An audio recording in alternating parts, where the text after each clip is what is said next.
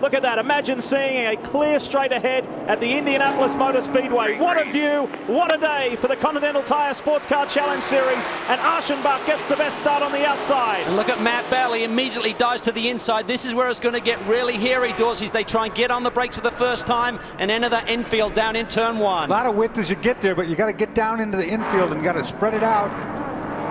ST start, and there's not any cars there. I don't know what happened there. Whoa, the 35 Subaru squeezing on the inside. The second CK Mustang, the rum track. And so too BGB. Jeff Mosing was starting to make a move there. Let's have a look what happened to Mark Bowden. Watch the blue BMW. Oh yeah, he got hit by Paul Dall'Anna big time. That explains the damage on Dall'Anna. And up front, our race leader is under increasing pressure. Here comes Matt Bell. Lawson Aschenbach, this is the most that he's been challenged in this race. Matt Bell at the front. It's been a very strong start from he and from Lawson Aschenbach. And now we've got Tonis Kasinitz sitting second. He's got a new co-driver this weekend in Jade Buford. We'll talk more about that when young Jade takes to the wheel. And Matt Bell immediately with that defensive line down into turn one. Yeah, he was anticipating someone to make a move down the inside. No, the top 12 in the race right now have not made a pit stop. So everyone else, oh, there we see a scramble through turn one. You see the 51 machine having to take evasive action there to not get involved. A lot of cars here. Oh, the 93. Oh, and that's on Michael Valiente.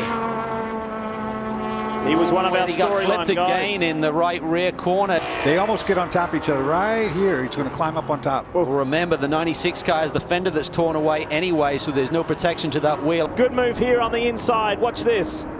The 30 ducks up the inside. Ryan Ellis, great move. Yes, the cars have come to a stop on the front straight. While we're away, the rain really intensified. You heard Brian say these were like silver dollars coming out of the sky. Well, it got worse. Still some threatening skies around the speedway, but there's enough blue and the track is dry enough for Grand-Am officials and race control to say, let's go racing. And Eric Curran for CKS Autosport in that Chevrolet Camaro leads this field. This car has been threatening to win all year long. This could be a magical day at the Brickyard for CKS Autosport, and we finally see green with 17.5 minutes to go. And is pushing through. Jeff Bucknam in the 62 has taken over from George Richardson and pushes forward. Yeah, and the kid, oh, look at that, he turns him. Bucknam gets really aggressive there on Jade Buford, dives to the inside there of turn 6 and turns him around. Look at it, trying not to get into that gravel trap and get stuck. Jade Buford trying to get the Aston back on track. 10 minutes to go in this race, and anything is about to happen. And cars that have still got wet weather tires on them have been diving for the wet patches on the straight here. They've been trying to cool those tires down. They're running out of time, and we'll watch those cars that came in for fresh slicks at the back of the pack, like the silver and blue Porsche with Dave Empringham coming down the inside. And there's just going to be a massive difference in lap time between the guys on slicks and the guys on wets. That turn 13, leading back onto the speedway, is just going to eat those wet tires alive. The top two in the championship are separated by just one car. Those two Porsches are going at it in the race. There's a bit of contact there. Plum goes for the middle of the track. And like we've seen so many times this year, they're all pushing so hard. One mistake is going to catch a whole bunch of them out at once. There you see the grip difference there. David Empringham in the 83 Porsche. You can see they just driving around cars. They're on the Aston down the inside. He turns him. That's big. Big hit right there. That's the championship leader involved there with the 55 car of Scott Maxwell. A lot of damage to the front of the rum bum left front corner. I don't know if it got the tire. Certainly got the headlight bucket. Can Matt Plum continue? What's that left front doing?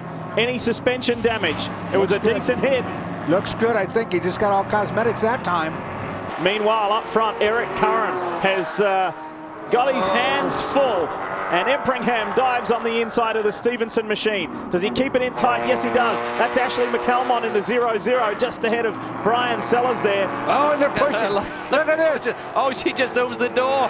Oh, no. Well, Sellers goes around the outside, and that's just John Edwards. He cannot maintain the cornering speed of the guys on the slicks, and Ashley was trying to look for a way through. Sellers just said, thank you very much, I'll take the outside line. Right now, Matt Plum saying everything is okay with that car, and if you remember about 10 minutes ago, that car came to pit lane, got rid of those wet weather tires, put slicks on, so he lost a lot of track position, having to come through, and it sounds like we've got a car on the front stretch up against the wall. Tyler Cook hard into the wall.